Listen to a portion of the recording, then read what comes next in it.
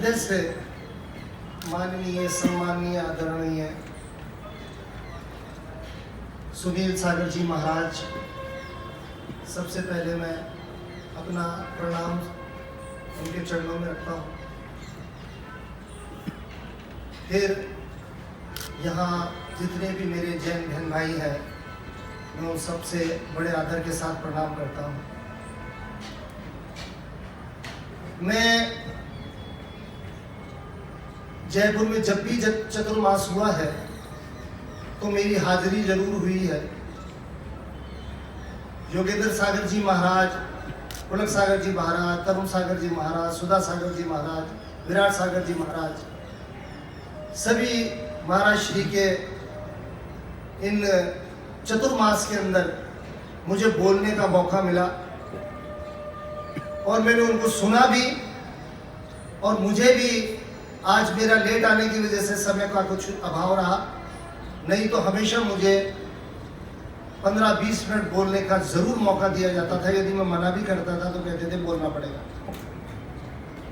प्रश्न ये नहीं है कि हम सब लोग यहाँ आ गए, जमा हो गए और अपनी भीड़ बना दी और हमने महाराज श्री को सुन लिया, काजी साहब को सुन लिया, फिर अपने अपने घर गए और अपने कामों में लग गए। बात यह है कि जो व्यक्ति आपके सामने बोल रहा है, जो आपको मार्गदर्शन कर रहा है, जो आपको ध्यान ज्ञान की बात कर रहा है, उसे आपने अपने जीवन में कितना उतारा, ये बड़ा महत्वपूर्ण है। सोना यदि अपना पीलापन छोड़ दे तो उसकी 1 पैसे की वैल्यू नहीं है।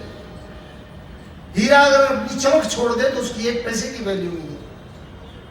अगर मानवता को छोड़ दे तो उसकी 1 पैसे की वैल्यू नहीं है। मानव में मानवता उस सोने के पीलेपन की तरह है कि उसी को जीवन दान दिया हुआ है कि तू पीला है इसलिए तेरा महत्व है, तेरा मोल है और तू अनमोल है। हमें एक विचार करना चाहिए। मैं आज जैन मुनियों की तरफ से आप लोगों को एक बात कहता हूं, जितने भी जैन मुनि मैंने सुने, ये लोग धर्म ज्ञान नहीं देते, ये नैतिक शिक्षा देते हैं। ये आपको धर्म नहीं, ये आपको मानवता सिखाते हैं। आपके जीवन का धर्म को बताते हैं कि ये मानवता है। और जब एक इंसान बन जाए, एक मानव बन जाए, तो उसके लिए सर्व परिपूर्ण व्यक्ति बन गया वो, उसको फिर किसी चीज की आवश्यकता नहीं। क्योंकि मानवता के इतने अधिकार है, मानवता के इतने कर्म है, मानवता के इतने कर्तव्य है कि यदि वो उन्हें पूर्ण कर ले तो वो एक संत बन जाएगा, इसमें कोई डाउट नहीं। परंतु दुर्भाग्य से सब लोग ये कहते हैं कि सारी अच्छाई आप करो, हम तो बैठ के सुनेंगे, हम अच्छाई नहीं करेंगे। सारे अच्छे कर्म आप करो, हम तो बैठ के सुनेंगे, हम कुछ नहीं करेंगे। और सुन के जाएंगे, वापस उसी जगह लग जाएंगे जो हमने सोच रखा है। हमें विचार के साथ अपने मन में परिवर्तन, जीवन में परिवर्तन, कर्मों में परिवर्तन, हर पल में परिवर्तन करना चाहिए। और यही परिवर्तन के लिए ये चतुर्मास होते हैं, ये बड़े बड़े कार्यक्रम आयोजित किए जाते हैं। यहाँ बड़े बड़े महाराज और ज्ञानी आकर आपसे बात करते हैं। वो ज्ञान इसलिए नहीं बांटते कि आपका एंटरटेनमेंट कर रहे हैं, आप लोगों की तालियां सुनना चाहते हैं। वो सिर्फ इसलिए बांटना चाहते हैं कि आपको उस मार्ग पर ले जाए जिस मार्ग के आप अधिकारी हो, जिस मार्ग तक आपको पहुंचना चाहिए था लेकिन आप नहीं पहुंच सके, उस मार्ग का दर्शन कराने के लिए बैठते हैं। मैं एक बहुत बड़ी बात कहता हूं आपको, जब व्यक्ति अपने मन से आध्यात्मिकता की तरफ जाता है तो उसे ज्ञान प्रकाश मिलता है। जब वो ज्ञान प्रकाश की प्राप्ति कर लेता है तो उसमें ब्रह्म ज्ञान की उत्पत्ति हो जाती है। और जब ब्रह्म ज्ञान की उत्पत्ति हो जाती है तो उसमें फिर आत्मज्ञान पैदा हो जाता है।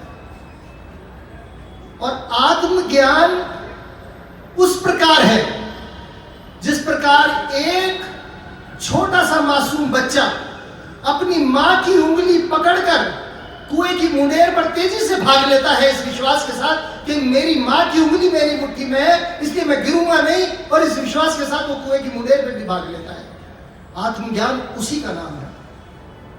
आत्मज्ञान यदि आपके पास है तो आप तटस्थ से तटस्थ मार्ग के ऊपर निकल जाएंगे। परंतु आत्मज्ञान कैसे प्राप्त करें? जिस प्रकार से हमें अंग्रेजी सीखने के लिए अंग्रेजी की कक्षा में, हिंदी पढ़ने के लिए हिंदी की कक्षा में, गणित सीखने के लिए गणित की कक्षा में बैठना पड़ता है, ठीक उसी तरह हमें आत्मज्ञान प्राप्त करने के लिए अपनी आत्मा की कक्षा में बैठना पड़ेगा। और यदि हम आत्मा की कक्षा में बैठेंगे तो हम अपने आप से पूछेंगे कि हम कहां सही हैं और कहां गलत है। यही आत्मा की कक्षा में अपने आप स्वयं का अध्ययन करना है। और अध्यात्म का मतलब यही है कि अध्ययन आत्म, यानी अपनी आत्मा का अध्ययन करो। हम एक भी अपनी आत्मा का अध्ययन नहीं करते, हमेशा दूसरे की आत्मा के अध्ययन करते करते दूसरे के कर्मों पर दृष्टि डालते हैं, वो ऐसा, वो वैसा, वो वैसा, वो वैसा। परंतु अगर काश हम एक बार भी अपनी आत्मा का अध्ययन कर लें तो हमारे सारी परेशानियां दूर हो जाएंगी, हमारे सारे कर्म सुधर जाएंगे, हम जीवन के अंदर स्वर्ण बन जाएंगे, स्वर्ण जिसका जो अनमोल और मोल होता है। हमें प्रयास करना चाहिए कि अपने जीवन के अंदर हमें क्या बनना है, हम क्या बनते हैं, हम क्या कर रहे हैं। जब बचपन में बच्चा होता है हम सब उनको एक बात कहते हैं, बेटा पढ़ ले, बेटा पढ़ ले, बेटा पढ़ ले, बेटा पढ़ ले। एक रट्टा लगाए हुए होते हैं।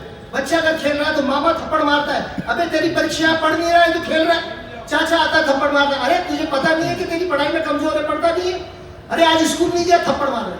हर आदमी उसको नसीहत करता है इस बात की कि तू पढ़ ले, पढ़ ले, पढ़ ले, पढ़ ले। तो बचपन में ये सिखाया कि यही धाम सत्य है। बचपन में सिखाया बेटा दुनिया यही है, पढ़ ले। और यौवन में सिखाया कि अर्थ काम सत्य है। जब जीवन में जवान हो जाता है क्या, कमा ले, कमा ले, कमा ले, कमा ले, उसको कमाने कमाने पे लगाए रखते हैं। अरे बचपन में सिखाया कि यही धाम सत्य है, यौवन में सिखाया कि अर्थ काम सत्य है। जब तन की अयोध्या से राम चल दिए तब दुनिया ने सिखाया राम नाम सत्य है। अरे अब क्या सिखा रहे हो, अब तो हो गया, तुम उसको जीते जी सिखाते कि राम नाम सत्य है। जीवन से जब जाता है उस समय राम नाम सत्य, उससे पहले यही धाम सत्य है, अर्थ काम सत्य है, यही सच्चे है, इन्हीं पर रहता रहे। तो प्राण से जाने से पहले, सोच से पहले, जीवन की शुरुआत से, जीवन की पहल से अगर हम ये विचार कर लें कि हमें आध्यात्म से जुड़ना है, हमें उस आत्मा से जुड़ना है जो सारी आत्माओं का पवित्र बंधन है, जिसको परम आत्मा कहते हैं, तो हम शायद जीवन के अंदर कभी कोई कर्म गलत नहीं करेंगे, कभी गलत मार्गदर्शन नहीं करेंगे और ना गलत मार्ग पर चलेंगे। हमारे जीवन का यही मूल रूप है। मैंने जैन कार्यक्रमों में दिल्ली भी गया हूँ, अपने श्वेतांबरों के भीलवाड़ा में भी बहुत बड़ा कार्यक्रम हुआ, वहां गया हूँ। सभी जगह मुझे बहुत जैन बंधु बुलाते हैं। और एक बात कहा एक जैन बंधु ने, बड़ी बात कर रहा हूं मैं, बात मुझे बाद में बतानी चाहिए थी कि कहा किसने, लेकिन मेरे मुंह से निकल गया जैन बंधु। एक दिन मैंने उनसे पूछा कि सर आपको ऐसा नहीं लगता कि मैं मुसलमान हूं, आप जैनी हैं, ये है वो है। उन्होंने मुझे उत्तर दिया कि देखिए मैं बहुत डरता हूं ये सब सोचकर, मैं बहुत डरता हूं ये सब सोचकर कि ये हिंदू है, मुसलमान है, ये सिख है, ये ईसाई है, मैं डरता हूं। तो मैंने पूछा कि इसमें डर क्या है? तो उन्होंने मुझे उत्तर दिया कि डर ये है कि मेरा नाम जब पैदा हुआ तो इंसानों में हुआ और कहीं मेरे कर्मों से मुझे जानवरों में न गिना चला जाए, इस चिंता से मैं डरता हूं। इसलिए मैं हमेशा इंसान की कदर करता हूं। और वो कहने वाला जैन बंधु था। ये नैतिक शिक्षा थी, ये हमारे संत महाराज, मुनि महाराज की शिक्षा है। हम यहाँ बैठ जाते हैं हाथ बांध के और सुनते टिकटिकी बांध के, और जीवन के अंदर जो मानवता का उत्पत्ति हम कर पाए कि हमने अपनी आत्मा को धोया, ये विचार हमें करना बस।